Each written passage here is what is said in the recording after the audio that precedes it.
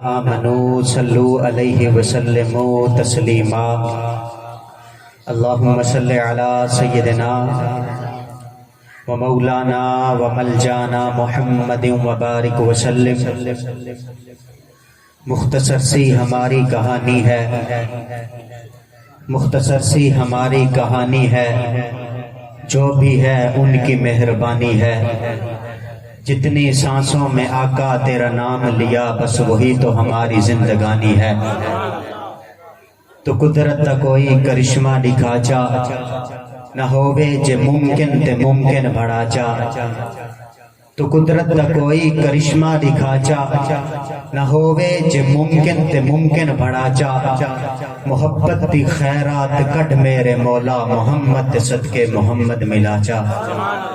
یا صاحب الجمال و یا سید البشر، من وجهك المنیر لقد نور القمر، لا يمكن الثناء كما كان حقه بعد از خدا بزرگ توئی قصہ مختصر۔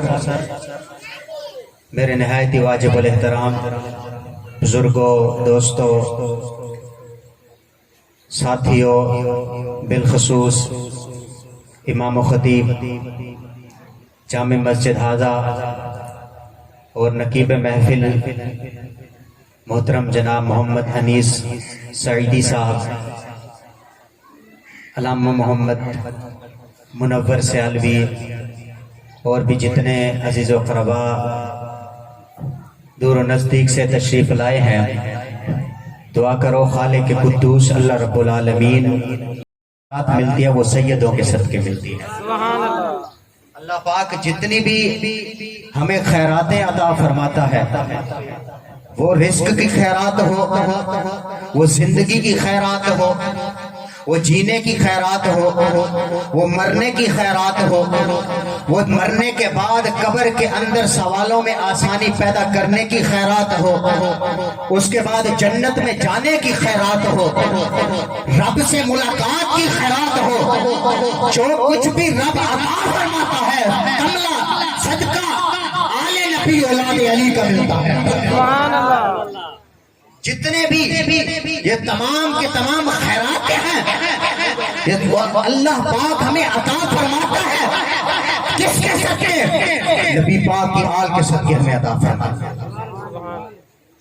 کبھی بھی کوئی بندہ اس خوش فہمی میں نہ رہے کہ فلانے پیر صاحب تو ایسے ہیں، فلانے پیر صاحب تو ایسے ہیں، وہ کسی نے کیا خوب میرے آقا نے فرمایا ان کے لیے بشارت اتنی ہے، قیامت کے دن جہنم کی آگ کو بجھا کے رکھ دیں۔ یہ ان کا ہے۔ پھر ہم کہا کرتے ہیں یہ شان ہے خدمتگاروں کی، سرکار کا عالم کیا ہوگا، ہر کوئی فدا ہے بن دیکھے دیدار کا، ہر کوئی فدا ہے بن دیکھے دیدار کا عالم کیا ہوگا۔ یہ اولاد علی کی شان ہوا کرتی ہے۔ حضرت بلکہ میرے آقا کنز العمال کی حدیث پاک آقا کریم صلی اللہ علیہ وسلم کی بارگاہ میں صحابہ نے عرض کی، یا رسول اللہ جنت کے اندر سب سے پہلے کون جائے گا؟ فرمایا نبیین جائیں گے، یعنی کہ امتوں سے پہلے نبی جائیں گے۔ پھر پوچھا گیا کون جائیں گے؟ کہا کہ میرے آقا نے فرمایا میرے صحابہ جائیں گے۔ عرض کی گئی پھر کون جائیں گے؟ انہوں نے عرض کی یار میرے آقا کریم صلی اللہ علیہ وسلم فرمایا جو مجھ سے محبت کرتے ہیں کہ وہ جنت کے اندر۔ سبحان اللہ۔ حضرت علی کرتے ہیں جو گردن جھکا لیتے ہیں، میرے آقا فرماتے ہیں علی گھبرانے کی ضرورت نہیں، جو تجھ سے محبت کرے گا وہ بھی جنت۔ سبحان اللہ۔ میرے آقا فرماتے ہیں علی جو ہم سے پیار کرے گا، جو تجھ سے پیار کرے گا وہ بھی ہمارے ساتھ جنت کے اندر۔ حضرات محترم، باتیں کافی ہوتی ہیں لیکن محفل کا مقصد محفل ہونا چاہیے۔ چند باتیں پیش کرنا چاہتا ہوں، توجہ سے سماعت فرمائیے گا۔ یقیناً وہ کسی نے کہا تھا کہ اپنے بھی ہیں خفا مجھ سے، بیگانے بھی ہیں نہ خوش، کہ جب بندہ حق بات کرتا ہے نا پھر حق نہیں لوگ سنتے، بہت ہی کم سنتے ہیں۔ اور آپ لوگ مجھے جانتے ہیں، میں آپ کو جانتا ہوں کہ میں وہی باتیں کرتا ہوں جو لوگوں کو ہضم نہیں ہوتی، جو لوگ برداشت نہیں کر سکتے، اور جو لوگ ہم صاحب کو معلوم ہے پیر صاحب کے مرید ہیں اور آپ لوگ بھی مرید ہیں یقیناً، اور بالخصوص جن کے ساتھ میرا تعلق ہے حضرت علامہ پروفیسر ڈاکٹر پیر سید محمد علم الدین شاہ صاحب الازہری، سارے خواجہ باز شریف کے جتنے بھی مرید ہیں نا وہ کہتے ہیں اس کے سامنے کیونکہ وہ سخت ہے، وہ سخت اپنی ذات کے لیے نہیں، وہ سخت شریعت محمدی کے لیے، وہ سخت اس لیے ہے کہ میرے آقا کی جو ٹوٹی پوٹی امت ہے نا یہ پھر جڑ کر کھڑے مصطفیٰ پہ اس لیے سخت ہیں، وہ شریعت کے معاملے میں سخت ہیں، ورنہ ہم نے ان کے ساتھ زندگی گزاری ہے، وہ بڑے رقیق القلب ہیں، وہ اکثر مصطفیٰ جان رحمت کا جب ذکر سنتے ہیں تو ان کی آنکھوں سے آنسو آتے ہیں۔ چند گناہ ہیں ایسے جو رب کبھی معاف نہیں فرماتا جب تک بندہ ان کی توبہ نہیں کرتا، چند گناہ ایسے ہیں جن کو رب کبھی معاف نہیں فرماتا جب تک ان کی بندہ توبہ نہیں کر لے۔ پھر ان میں سے 17 گناہ کسی نے لکھے ہیں، کسی نے 70 لکھے ہیں، کسی نے کتنے لکھے ہیں، ان میں بالخصوص 17 گناہ ایسے ہیں جو رب کی بارگاہ میں جب تک بندہ توبہ نہیں کرے گا رب اس بندے کو معاف نہیں فرمائے گا۔ ان 17 میں سے پھر 4 گناہ ایسے ہیں جو رب معاف فرماتا ہی نہیں ہے، لیکن چاروں میں سے پھر ایک گناہ ایسا ہے جو رب کبھی معاف نہیں فرمائے گا، اس کو شرک اکبر کہا گیا۔ میری بات سمجھیں گے، توجہ میری طرف رکھیں گے۔ حضرت امام غزالی فرماتے ہیں، یہ لوگ آتے جاتے رہیں گے، میری طرف توجہ رکھیں۔ حضرت امام غزالی فرماتے ہیں کسی محفل میں بندہ جائے اور محفل سے کچھ حاصل کر کے نہ جائے، حضرت امام غزالی فرماتے ہیں 100 بندے بیٹھے تھے تو 100 گھنٹے لوگوں کے ضائع ہو چکے ہیں۔ اپنے گھنٹے سے بچاؤ، اللہ کے دین کے لیے آئے ہیں۔ محفل میں آنے کا مقصد کھانا پینا نہیں ہونا چاہیے، محفل کا مقصد یہ نہیں ہونا چاہیے بس آئے مزے لے کر چلے گئے، محفل کا مقصد ہونا چاہیے آ رہا ہوں اللہ اور اس کے رسول کی محفل میں، جب جاؤں گا تو اللہ اور اس کے رسول کی محبت سینے میں لے کر مقصد ہونا چاہیے۔ پھر ان میں سے ایک گناہ ایسا ہے جو رب معاف نہیں فرماتا، وہ کون سا گناہ ہے؟ وہ ہے شرک باللہ، کسی نے اللہ کے ساتھ کسی کو شریک کر دیا، کبھی رب معاف نہیں فرمائے گا۔ تیرے میرے آقا نے فرمایا رب ہر گناہ کو معاف فرما دے گا، اس کی مرضی ہے وہ معاف فرمائے نہ معاف فرمائے، لیکن ایک گناہ ایسا ہے جو رب کبھی معاف نہیں فرمائے گا۔ صحابہ نے عرض کی یا رسول اللہ وہ کون سا گناہ ہے؟ تیرے میرے آقا نے فرمایا شرک رب کبھی معاف نہیں فرمائے گا، شرک رب کبھی نہیں معاف فرمائے گا۔ صحابہ نے عرض کی یا رسول اللہ شرک رب کبھی نہیں معاف فرمائے گا۔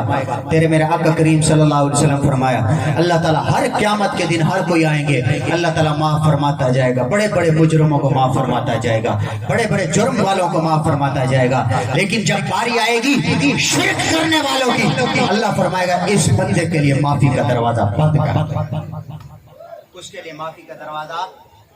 الحمدللہ ہم مسلمان ہیں، بولو ہم سارے بولو ہم مسلمان ہیں، نبی کریم کا کلمہ پڑھتے ہیں، امام الانبیاء کے دیوانے ہیں، اور سب سے بڑی بات کہ ہم اس عقیدے کو ماننے والے ہیں، ہم اس مسیح کو ماننے والے ہیں جس پر پیر پٹھار ہوا کرتے تھے، جس پر حضرت خواجہ محمد قمر الدین سائری ہوا کرتے تھے، جس پر پیر حضرت شاہ احمد نورانی ہوا کرتے تھے، جس پر حضرت امام غزالی ہوا کرتے تھے، جس پر مجدد الفسانی ہوا کرتے تھے۔ ہمارا عقیدہ وہ ہے جس پر داتا علی اجمیری ہوا کرتے تھے، جس پر حضرت خواجہ معین الدین چشتی اجمیری ہوا کرتے تھے، اس عقیدے پر ہے جس پر پیر کمال ہوا کرتے تھے، ہم اس عقیدے پر ہیں جس پر پیر نظام ہوا کرتے تھے، ہم اس عقیدے پر ہیں جس پر پیر باش ہوا کرتے تھے، ہم اس عقیدے پر ہیں جس پر پیر شمس الدین اسرائیلی ہوا کرتے تھے، ہم اس عقیدے پر ہیں جس پر حضرت امام حسین ہوا کرتے تھے، ہم اس عقیدے پر ہیں جس پر حضرت امام حسن ہوا کرتے تھے، جس پر حضرت امام حسن ہوا کرتے تھے، جس پر مولا کائنات ہوا کرتے تھے، جس پر حضرت عمر فاروق ہوا کرتے تھے، ہم اس عقیدے پر ہیں جس پر حضرت عثمان غنی ہوا کرتے تھے، ہم اس عقیدے پر ہیں جس پر حضرت ابوبکر صدیق ہوا کرتے تھے، ہم اس عقیدے پر ہیں جس پر مصطفیٰ کے 1,24,000 کمر پیش صحابہ ہوا کرتے تھے، ہم اس عقیدے پر ہیں جس پر محمد مصطفیٰ کی ہمارا عقیدہ نہ ایران سے بڑھ کر آیا ہے نہ نجد سے بڑھ کے آیا ہے، ہمارا عقیدہ بن کے آیا ہے تو مدینے کے تاجدار اس عقیدے کو لے کر آئے ہیں۔ تو سب سے پہلا رب جس کو معاف نہیں فرمائے گا وہ کون سا شرک ہے، وہ کون سا جرم ہے جس کو شرک کہتے ہیں، اللہ کے ساتھ جو کسی کو شریک کرتے ہیں اس کو کبھی معافی نہیں ہے۔ الحمدللہ ہم مسلمان ہیں۔ دوسرا، اللہ کے نافرمان کو کبھی معافی نہیں ہے۔ اللہ تعالیٰ کی نافرمانی کرتا ہے اس کے لیے کبھی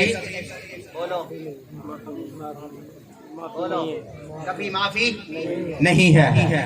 اب میں آپ سے ایک سوال کرتا ہوں، بندہ نماز نہ پڑھے یہ اللہ تعالیٰ کی فرما برداری کر رہا ہے کہ نافرمانی کر رہا ہے؟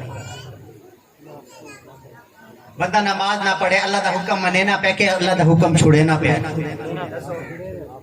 چھوڑے نہ پہ نا، ماں باپ کو بندہ دھکے دینا پہ، ماں پیو کو بندہ دھکے دینا پہ، اللہ دا حکم منے نہ پہ کہ اللہ دا حکم چھوڑے نہ پہ۔ دسو تساں سارے نیک ہو نا، چھوڑے نہ تے اللہ تعالیٰ کو ناراض کی پیا ہونا ہے نا۔ اس تو بعد تیجا بندہ حج دے پیسے بھی جیب رکھی پیا ہوئے، کھارے چی رکھی پیا ہوئے، بینک پیلس ہی رکھی پیا ہوئے، تو اس دے بعد حج کرنی میں نہ اللہ دا حکم منے نہ پہ کہ چھوڑے نہ پہ نا اللہ دا حکم۔ اچھا، اللہ تعالیٰ دے محبوب کریم نے فرمایا پیار محبت نہ لوگاں نال حسن معاشرت اپنے ہمسایہ نال اچھائی کرنی ہے، بندہ اچھائی نہیں کرے نہ پہ، چنگا کام کرے نہ پہ کہ برا کام کرے نہ پہ، اللہ دا حکم منے نہ پہ کہ اللہ دا حکم چھوڑے نہ پہ۔